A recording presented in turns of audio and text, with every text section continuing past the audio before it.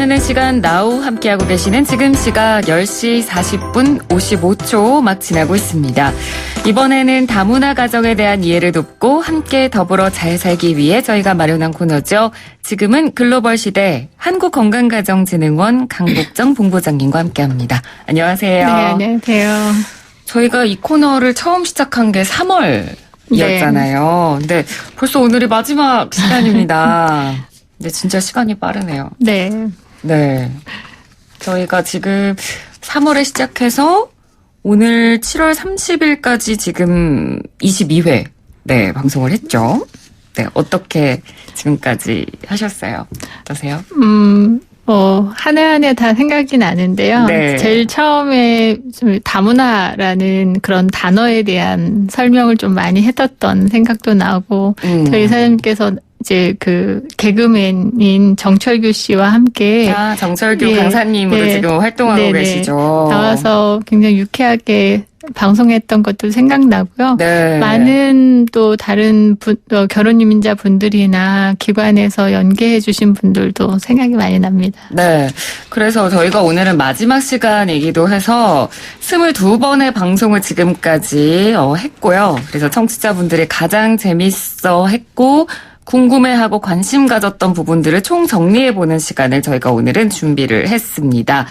그래서 다문화 가정 이것만큼은 꼭 기억해요. 탑7을 네. 꼽아봤거든요. 그래서 저희가 하나씩 소개를 해드리도록 하겠습니다. 아마 의미가 있는 시간이 될 것 같아요. 자, 다문화 가정 이것만큼은 꼭 기억해요. 탑7 7위는 네, 저희가 효과음도 준비했습니다. 네. 7위. 가족 코칭, 나만 불편한가요? 저도 이게 기억이 나요. 그러니까 우리나라가 워낙 가족을 부르는 호칭이 많고 네. 까다롭기 때문에 외국은 그냥 이름을 부르면 되는데 저희는 호칭이 많잖아요. 네. 그래서 외국에서 살다가 결혼을 해서 한국인과 가정을 꾸린 분들에게는 특히 더 이 부분이 어려울 수밖에 없을 것 같아요. 네, 맞습니다.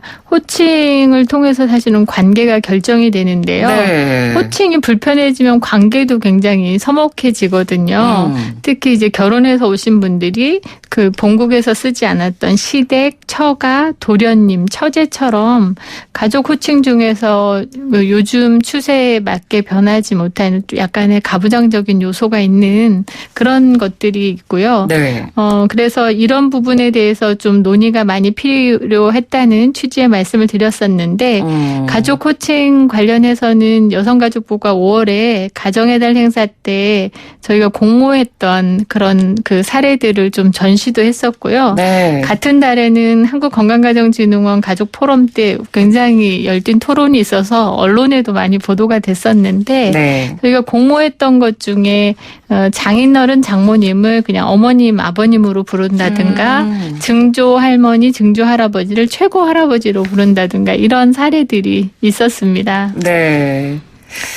그리고 당시 방송할 때 저희가 한가원에서 관련 포럼을 열 계획이다 이런 이야기 해주셨었는데 네. 포럼은 잘 마무리를 하셨었나요? 네. 포럼이 마무리가 잘 됐고요. 한국 사회에서 굉장히 호칭의 문제가 오랫동안 논의되었었는데 실제적으로 바뀌지 않는 부분에 있어서 그 결혼민자 또 한부모, 미혼모 이런 분들도 참여해서 많은 의견을 주셨습니다. 네. 그러니까 뭐 하루아침에 금방 바뀌지는 않겠지만 네. 그래도 이런 노력들이 쌓이고 쌓이다 보면 언젠가는 호칭도 좀 개선이 되고 더불어서 인식도 개선이 되는 그런 계기가 되지 않을까 네. 그런 생각이 듭니다.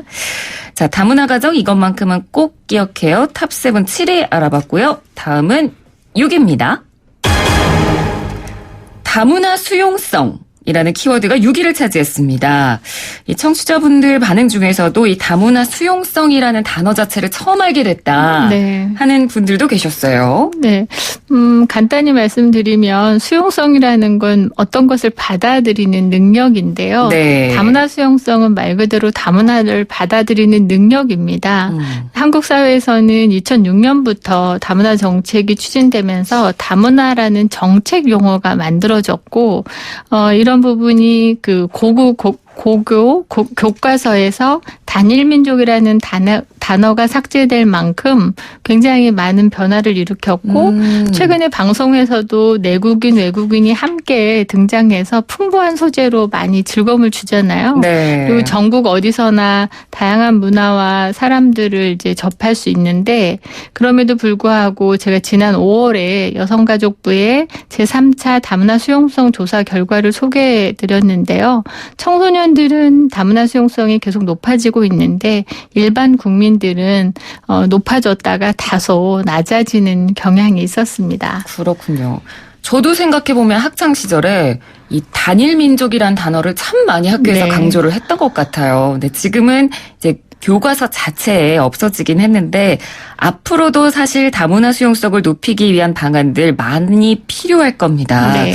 본부장님께서 가장 1번으로 꼽고 싶은 방안을 얘기해 주신다면요. 무엇보다 긍정적인 본인의 경험이 가장 중요하다고 보는데요. 뭐 여행을 하거나 아니면 다양한 사람을 만나거나 우리가 먹는 음식에도 보면 외국에서 온 재료나 음식들이 굉장히 많거든요. 맞습니다. 네, 그런 좋은 점들을 생각해 보면 긍정적인 그 이제 다문화 수용성이 되지 않을까 하는 생각이 들고요. 네. 다문화 뿐만 아니라 우리가 대표적으로 한류 스타들이 해외에 많이 나가서 이제 팬들도 굉장히 많은데 단순히 한국 문화를 소개하는 걸 넘어서 그 해외 팬들이 한국어를 직접 배우고 한국에 여행을 오거나 이런 교류를 굉장히 많이 하거든요. 맞습니다. 그래서 긍정적인 관심이 우리의 다문화 수용성을 높이지 않을까 생각합니다. 네. 그런 의미에서 저희 프로그램을 들어주시면 또 네, 다른 나라 문화를 맞습니다. 쉽게 접하실 수 있을 겁니다.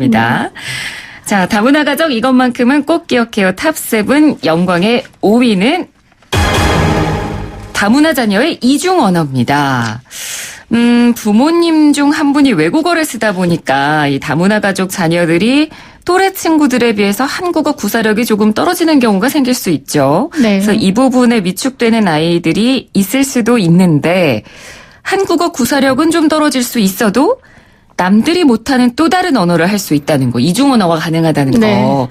이 부분은 굉장히 큰 장점으로 봐줄 수 있잖아요. 네, 맞습니다. 네. 또 이중언어를 너무 또 강조하다 보니까 다문화 가정의 자녀는 모두 다 이중어를 잘하지 않냐 뭐 이런 또 부담감이 있는 경우도 있더라고요. 네. 근데 중요한 거는 영유아기에 특히 언어 자극이 언어 발달도 잘 되게 하지만 아이가 자라는 과정에서 사회성 발달에도 굉장히 좋은 영향을 미치거든요.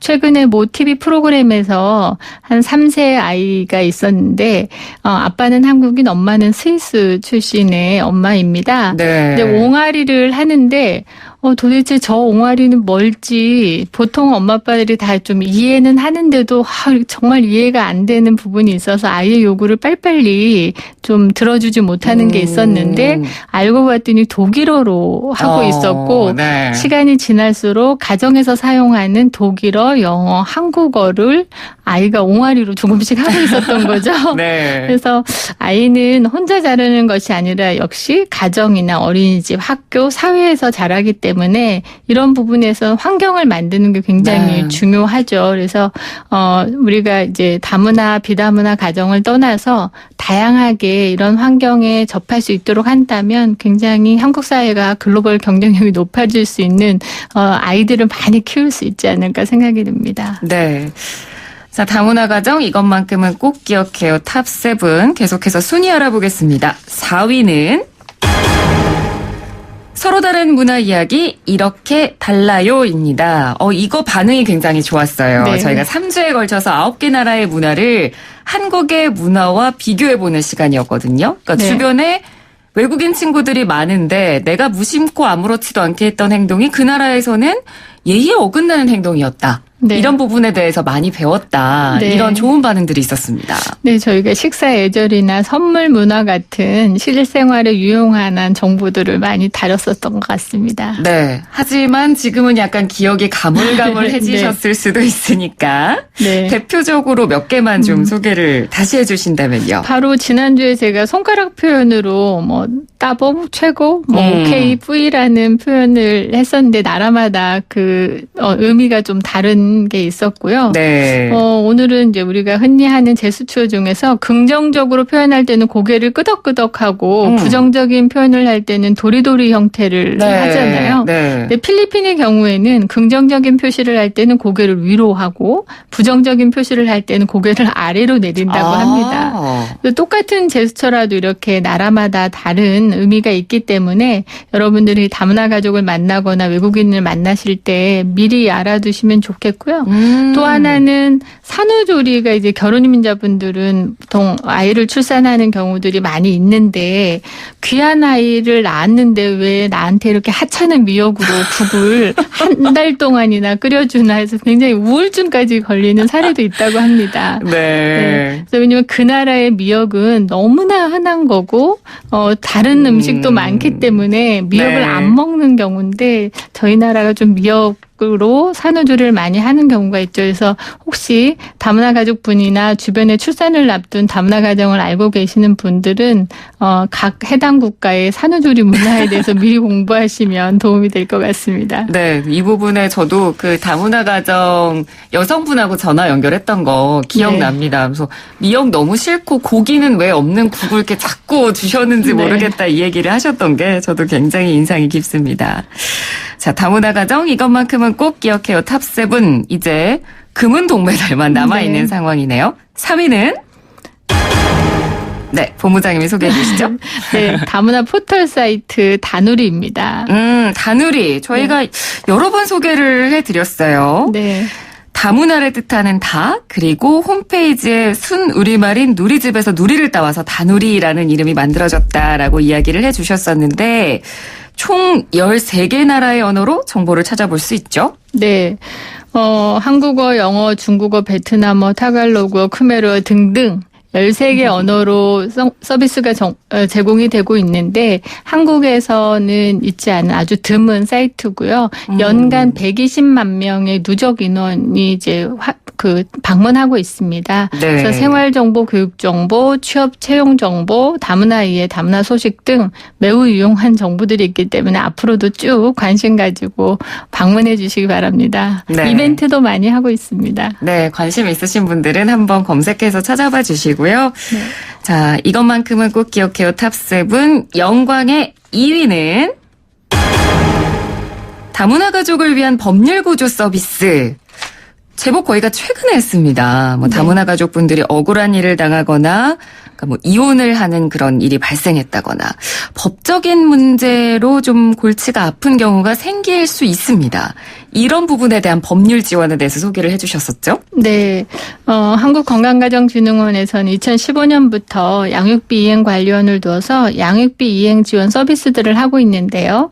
양육비와 관련된 여러 가지 상담도 하고 소송 지원도 하고 있습니다. 이외에도 다문화 가정의 경우에 체류나 이런 그 언어 문제의 어려움으로 법률 용어라든지 또 여러 가지 절차가 좀 어려움이 있기 때문에 저희가 다누리 콜센터를 통해서 그 주 1회 변호사를 통한 상담도 해드리고요. 또 법률구조공단이라든가 이런 데와 연결해서 소송과 관련돼서 지원하거나 연계를 하고 있습니다. 네, 그러니까 이거는 한국 사람들도 사실 법적인 문제에 처하면 굉장히 어려운 부분이기 때문에 도움이 된다는 분들이 많으셨습니다. 네. 자, 다문화 가정 이것만큼은 꼭 기억해요. 탑7 영광의 1위만을 남겨놓고 있습니다. 네. 과연 어떤 키워드가 차지했을지 영광의 1위는 다문화 인식 개선이었습니다. 저희가 매 시간 한 이야기이기도 했고 사실 이 코너를 기획한 의도가 바로 이거였습니다. 네. 인식 개선. 다문화 가족이 점점 늘어나고 있는데 우리는 사실 아직도 이해도가 좀 부족하고 그리고 교육을 아무리 많이 한다고 해도 우리 개개인의 인식 자체가 바뀌지 않으면 아무리 좋은 교육을 많이 해도 사실 소용이 없는 거잖아요. 네.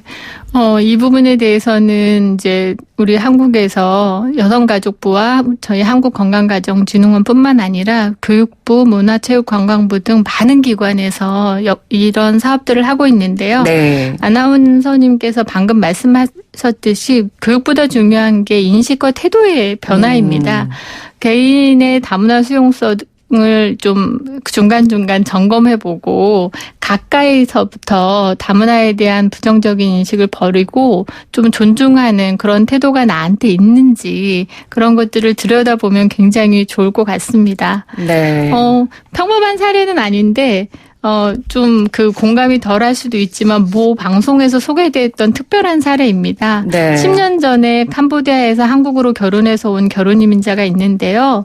남편분이 타국에서 온 아내가 안쓰러워서 평상시에 남편분이 좋아하신 당구장에 데리고 갔는데 당구를 한번 쳐보게 했더니 너무나 그 소질이 있어 보인 거죠. 그래서 네. 하루에 12시간씩 연습을 하고 남편의 네. 권유로 아마추어에 등록하고 바로 또 프로에 들어가서 지금은 선수 등록 1년 반 만에 국내 랭킹 1위, 세계 랭킹 3위를 달성했다고 합니다. 네. 그래서 지금은 결혼 이민자분이 어린 시절에 가정 형편이 어려워서 학교를 계속 못 다녔었는데 캄보디아에 학교를 지어서 좀 돕고자 하는 게 있습니다. 그래서 한국에서 잘 좀 성장하시고 또 성공하시는 분들이 본국까지 연계를 할 수 있기 때문에 나아가서 한국의 국력 또한 점점 높아질 것 같습니다. 네, 알겠습니다. 오늘 함께해 주셔서 고맙습니다. 네, 감사합니다. 네, 지금까지 한국건강가정진흥원 강복정 본부장이었습니다.